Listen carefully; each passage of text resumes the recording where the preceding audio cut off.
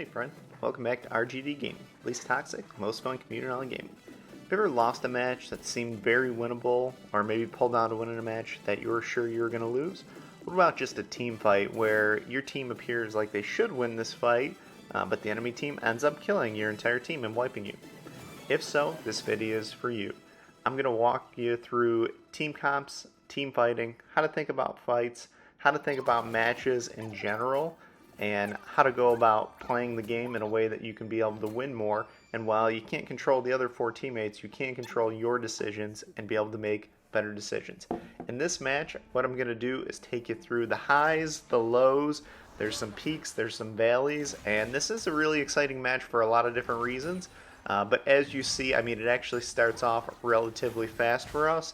It slows down, we have some valleys, we have some highs, and I think it's going to be exciting to watch and see the dynamic of Wild Rift and how it's built for highs and lows and winning and losing games that can go either way, where somebody might think, oh, this is a guaranteed win, and it's definitely not. And vice versa, where you think, oh, you're going to definitely lose. You just lost 2 team fights in a row, game's over. So we're against the Misfortune here, which is fun. Hello, old friend, Misfortune.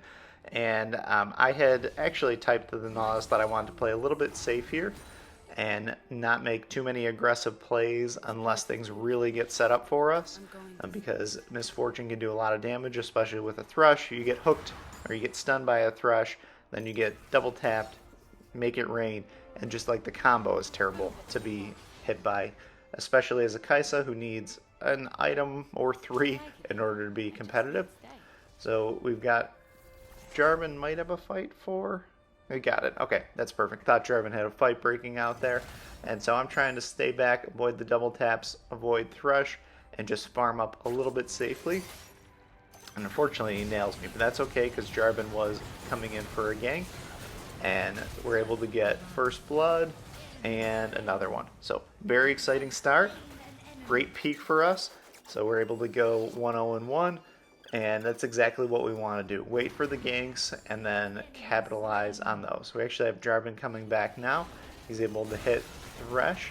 We don't have any summoner spells, and Nautilus is not there, and we should have... So here's a valley right there. We should have known that their jungle was probably rotating on us, especially if they had any type of vision where they could see us. Jarvan says, my bad. It was my bad too. I should have backed off there and noticed and just let Jarvan die. It's okay to let your teammates die sometimes. I tend to want to go and do whatever it is they want to do, but there are times where we kind of got to know, like, Lily hasn't shown herself on the map, and we really need to be able to sort of sort that out mentally and realize that that's not going to be the greatest gank, and especially if Nautilus isn't there to be able to follow up. A little bit more patience would have paid off, probably saved us some lives, and if Nautilus is there and hits a good hook, maybe we get a kill out of that.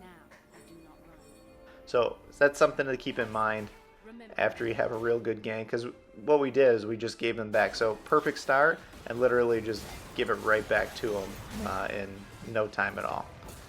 Now, at this point, I still want to play relatively safe and not take big fights against them.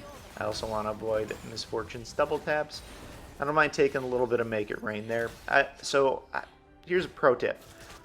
When Misfortune does the make it rain under the tower, it's not going to do a ton of damage to you, so I wouldn't miss farm over it, but I will regularly do that just to push the enemy back and make them miss farm, because people, for whatever reason, just assume it's going to do a lot of damage. It really doesn't do a ton of damage early on, so I wouldn't worry too much about it if I was you.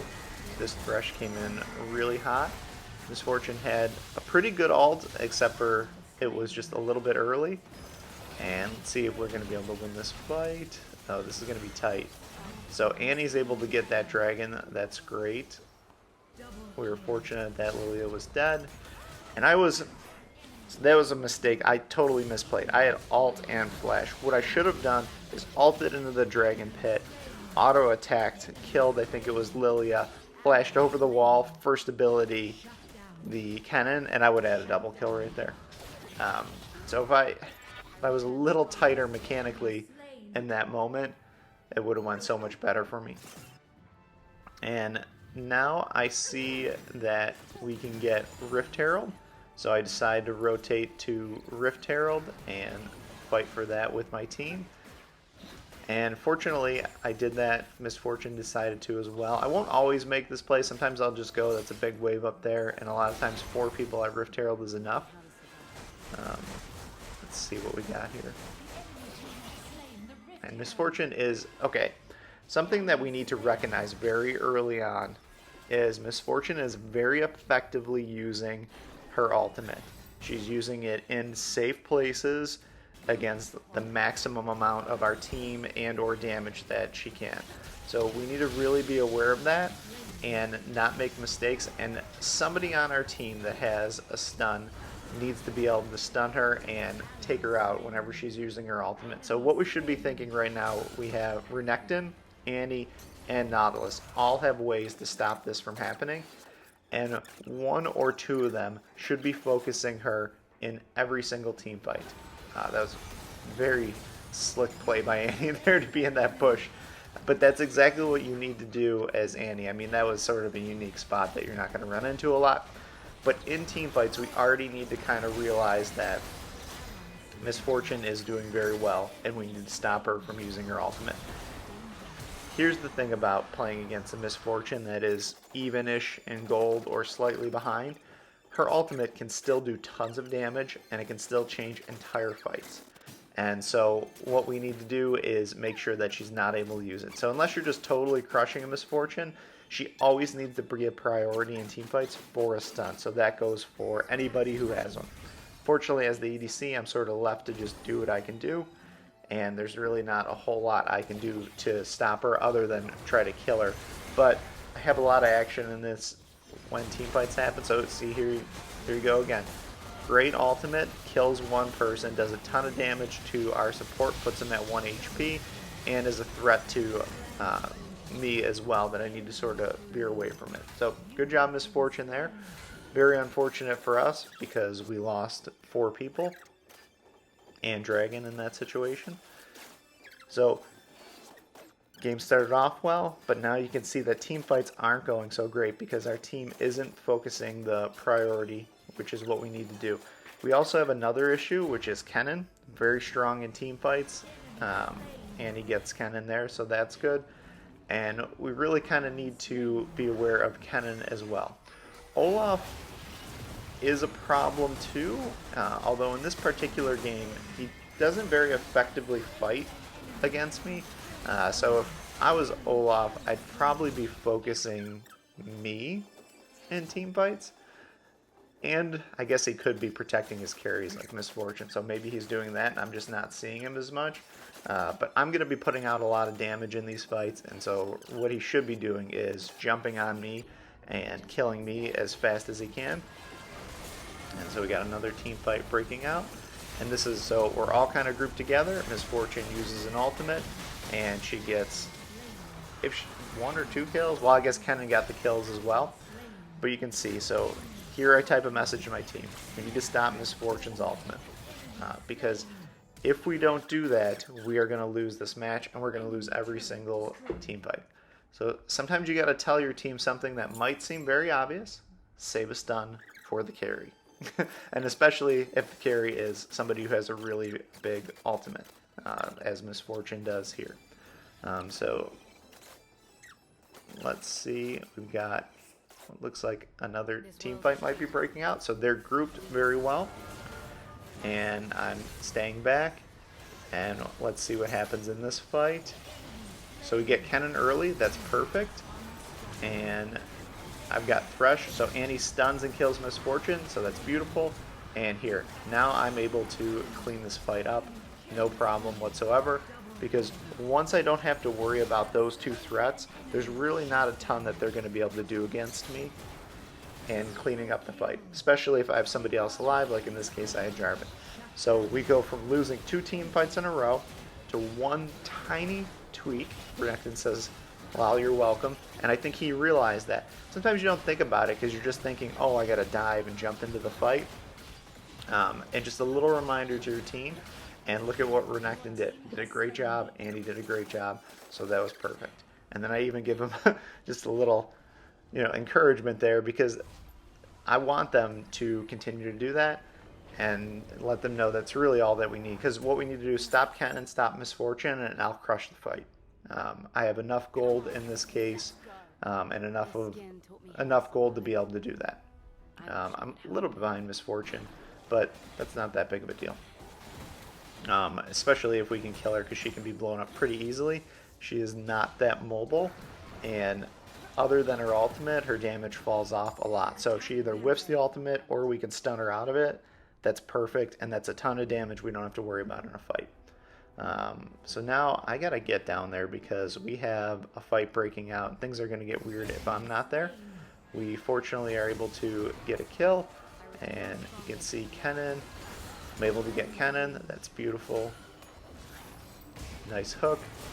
Misfortune's ultimate was a little bit off there, and you can see it's not a big deal. I'm able to get a double kill, and now I think we should be going to Baron. Yep.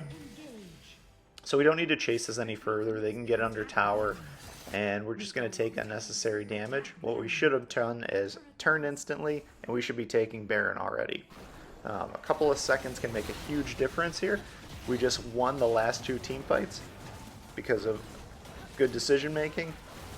That was a little bit of a hesitation there, heading over to Baron, and now we've got a ton of pressure.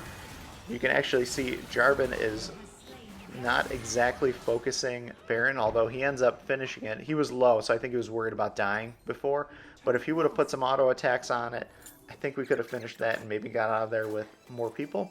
But now all we really need to do is wait for us to respawn. We'll still have the Baron buff, and we know how to win fights. So Jarvan is just 2 miles too deep there. And what you're going to see is small decisions. Pushing a wave in mid and getting collapsed on can make a huge difference. Okay, so what happens here? We're able to get 2 kills, and now what we really should be doing is backing off. We're not in that strong of a position. Kennen does the ultimate of all ultimates and is able to group on us and blow us all up. And unfortunately, we get wiped, and I think you can imagine what that's going to mean. I almost typed shoot. I wasn't going to flame anybody, but I could have backed off and actually have saved this game. So if I would have just realized what was happening, maybe even if I hit stasis there. So 2 mechanical plays that probably cost us the game. And we really, while we could blame Jarvan, we could have backed off with those 2 kills, relaxed, and still won this game. So what's the message? Understand the game and how it flows, the highs, the lows, when you should back off, when you should be aggressive. And in this case, if you got to understand who the enemy is that you need to kill, if you are somebody who has a stun, and who you should be stunning in fights. You can't just blindly go in and stun anybody. It'd be a total waste. But when you stun their carries, that's how you win more matches and thus win more fights and thus win more games. Hopefully I see you on the Rift. GG.